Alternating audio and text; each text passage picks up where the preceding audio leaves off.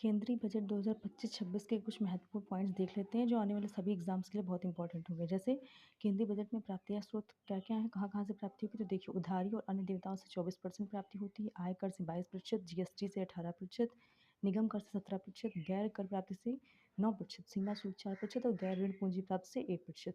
ऐसे ही जो रुपया है वो कहाँ-कहाँ व्यय होगा, तो सबसे ज़्यादा राज्यों का कर में हिस्सा यानी 22%, ब्याज अदायगी 20%, केंद्रीय क्षेत्र की योजना 16%, रक्षा 8%, वित्त आयोग 8%, केंद्र प्रायोजित स्कीम के 8% और अन्य व्यय पे 8%। कुछ सब्सिडी में 6% और पेंशन हमारा 4% देगा। अगर हम ये बात करें कि केंद्रीय क्षेत्र की निवल राशि में कहाँ-कहाँ कितनी-कितनी इन्वेस्टमेंट होनी है, तो उससे केंद्र सरकार को कर्ज कितनी आय मिलेगी, कुल 28.4% मिल रही, गैर कर्ज से 5.8% और गैर उधारी पूंजीगत प्राप्तियां 0.8%। संघ और राज्य क्षेत्रों का कुल अंतरण कितना हुआ 2024-25 के कंपैरिजन में अगर देखें तो 2024-25 में राज्यों को मिला था 22.76%, तो इस बार मिला है 25-26 में 25.6%।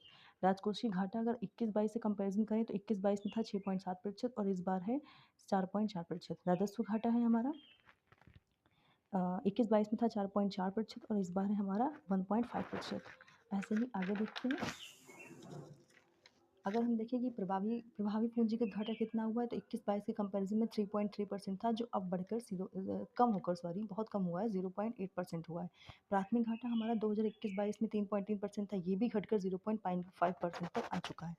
राजस्व प्राप्ति कितनी हुई है 2024-25 कंपैरिजन में देखें लास्ट ईयर से, तो पिछली बार हुई थी 30.9% तक हुई थी, इस बार हुई 34.2% हुई है। पूंजीगत प्राप्ति हमारी हुई 24% में 16.3% और इस बार हुई है 16.4%। प्रभावी पूंजीगत व्यय हुआ है 13.2% पिछले वर्ष में और इस बार उसका 2% बढ़ गया है, लगभग 2.5%, 15.5% हो गया। राजस्व व्यय हमारा 37% था और इस बार बढ़ गया है 39.4%।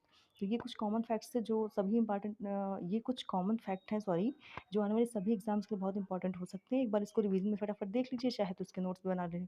ठीक है।